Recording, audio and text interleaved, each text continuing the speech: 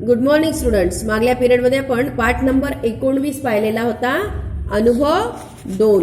ठीक आहे. आज आपण बघणार आहोत पाठ नंबर आणि त्याच्यावरचे प्रश्नोत्तर सुद्धा आपले झालेले होते, मी तुम्हाला लिहायला सांगितले होते. आज आपण बघणार आहोत पाठ नंबर 20, गमतीदार पत्र. दारावरची बेलवाज. बघा या गमतीदार पत्र या पाठामध्ये काय सांगितलेलं आहे, तर या पाठामध्ये काका आहेत, तर काकांनी मायाला एक कोरं पत्र पाठवलेलं आहे. काकांनी मायाला एक कोरं पत्र पाठवलेलं आहे आणि तिला ते वाचता येत नाहीये, पण रेश्माला मात्र त्या पत्राचं गुपित कळलेलं आहे. तिने ते पत्र काय केलं, मेणबत्तीच्या ज्योतीवर धरलं आणि ज्योतीच्या उष्णतेमुळे त्या पत्रावरील अक्षरे दिसू लागली. तर बघा, चला ऐका वाचा. दारावरची बेल वाजली. मायाने दार उघडले. दारात पोस्टमन होता. त्याने मायाला एक पाकिट दिले. मायाने पाकिटातील मजकूर वाचला. अय्या, काकांचं पत्र. तिला आनंद झाला. धन्यवाद पोस्टमन काका. मायाने पोस्टमनचे आभार मानले. दार बंद केले. मायाने पाकिट उघडले. आतील पत्र बाहेर काढले. पाहते तर काय, आत कोरा कागद. तिला आश्चर्य वाटले. काकांनी कोरा कागद कसा बरं पाठवला, असा विचार करत माया रेश्माच्या घरी गेली. रेश्मा, हे बघ पत्र काकांनी पाठवलं आहे. मायाने पत्र रेश्माला दाखवले. अगं, काकांनी कोरं पत्र पाठवलं, काहीच लिहिलं नाही त्यावर. बघा काय झालं, दारावरची बेल वाजली. मग माया होती घरात. मायाने दार उघडलं. तिला पोस्टमन दिसला.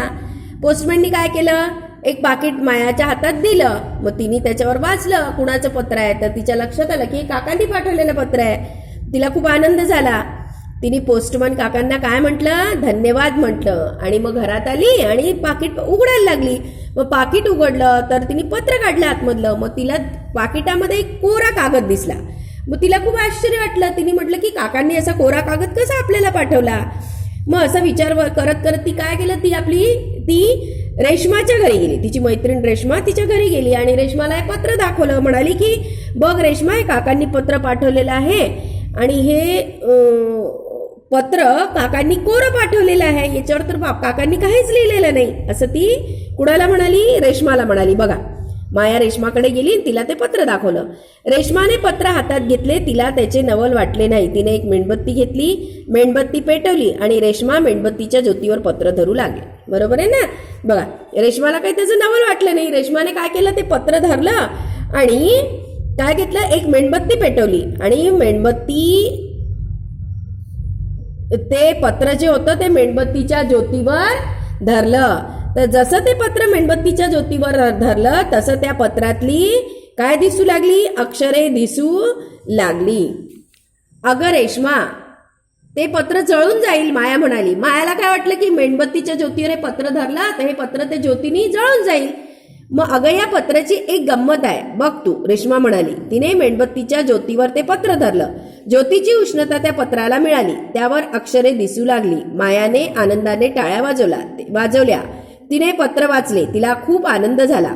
मायाने रेश्माला विचारले, काय ग, आता कशी काय पत्रावरची अक्षरं दिसू लागली. मग तिने काय केलं की माया रेश्माकडे गेली की नाही, तर रेश्माने ते पत्र मेणबत्तीच्या ज्योतीवर धरलं, मेणबत्ती पेटवून. तर मग मायाला असं वाटलं की ज्योतीवर पत्र धरलं मेणबत्तीच्या, तर हे पत्र जळून जाईल. परंतु रेश्माने तिला समजावून सांगितलं की हे बघ, या पत्राची गंमत आहे, असं तिने सांगितलं की मेणबत्तीच्या ज्योतीवर हे पत्र धरलं तर काय होतं, ज्योतीची उष्णता त्या पत्राला मिळाली आणि त्यामुळे त्यावरील अक्षरे दिसू लागली, असं तिने तिला सांगितलं, दाखवलं. मग मायाला ते अक्षर दिसतात, खूप आनंद झाला. तिने आनंदाने टाळ्या वाजवल्या आणि ते पत्र मग तिने पूर्ण वाचलं. तिला खूप आनंद झाला. मग मायाने रेश्माला प्रश्न केला की असं कसं झालं, आता कशी काय या पत्रावरची अक्षरं दिसायला लागली. मग ती रेश्मा तिला समजावून सांगते. बघा काय सांगते, अगं माया, ऐक, लिंबाच्या रसाचा उपयोग करून कागदावर लिहितात. लिहिलेले सुकल्यावर कागद कोरा दिसतो.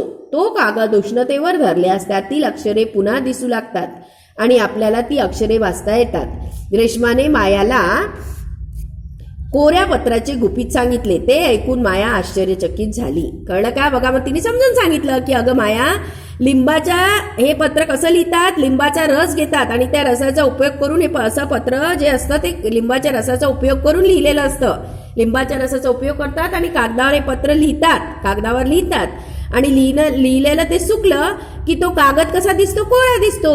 पण तो कागद जर उष्णतेवर धरला तर त्यातील अक्षरे पुन्हा दिसू लागतात आणि ती अक्षरे आपल्याला वाचता सुद्धा येतात. असं रेश्मानी मायाला या कोऱ्या पत्राचं गुपित सांगितलं आणि हे ऐकून, गुपित म्हणजे काय, गुप्त गोष्ट, हे ऐकून माया काय झाली, आश्चर्यचकित झाली. ठीक आहे विद्यार्थ्यांनो, अशा प्रकारे हा आपला पाठ गमतीदार पत्र झालेला आहे.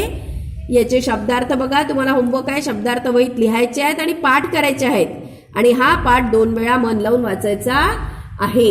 आता बघा, गमतीदार म्हणजे मजेशीर, मजकूर म्हणजे लिखाण, नंतर आभार म्हणजे धन्यवाद, कोरा म्हणजे न लिहिलेला, ज्योत म्हणजे पेटलेली वात, उष्णता म्हणजे गरम, गुपित म्हणजे रहस्य, नंतर शब्दसमूह किंवा वाक्प्रचार ज्याला म्हणतो आपण. आभार मानणे